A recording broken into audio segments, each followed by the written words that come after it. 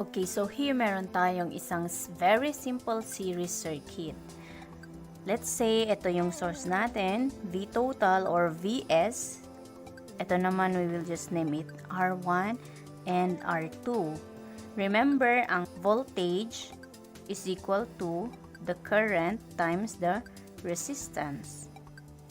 Meron tayong tinatawag na voltage divider sa series circuits. So for us to easily get yung mga voltages across resistances in series, pwede natin gamitin yung voltage divider.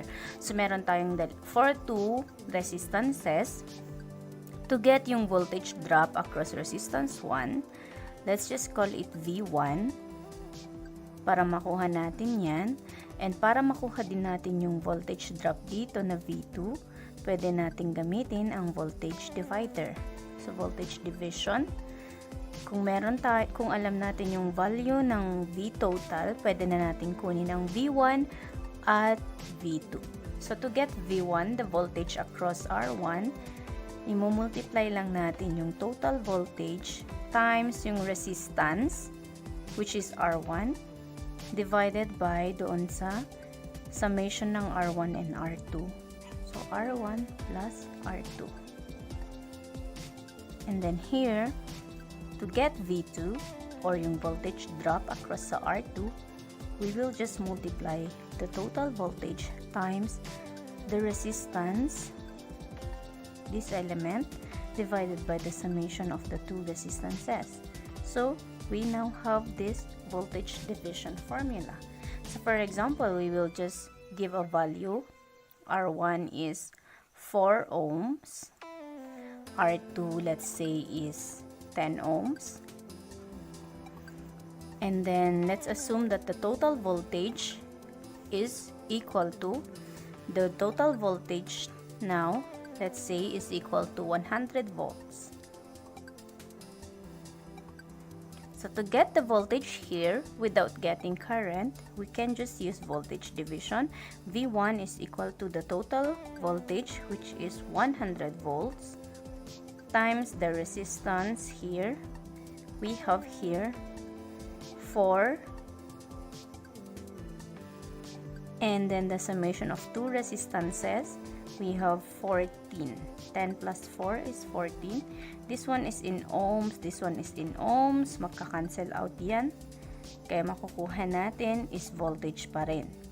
So, to get that, pwede natin gamitin ang ating calculator. Pwede namang mentally kung kaya natin gawin yun. Okay lang din. So, here we have 28.571 volts. Okay, so this one now is our voltage across the resistor 1.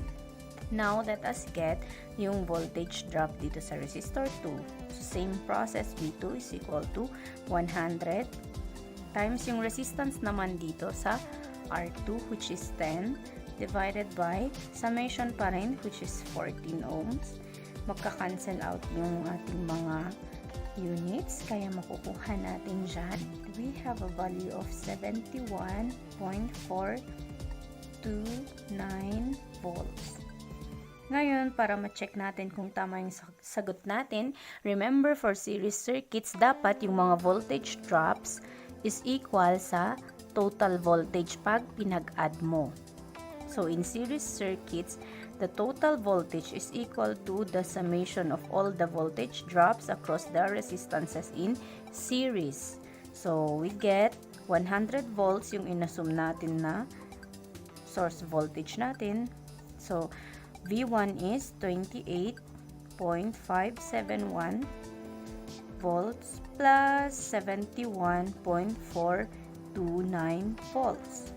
Therefore, pag inad natin yung 28.571, makukuha natin 99.99 or 100 volts. This is 100 kapag kinopy natin yung buo, hindi natin siya ni-round off or ni-round up, makukuha natin exactly 100. So, tama yung ating sagot.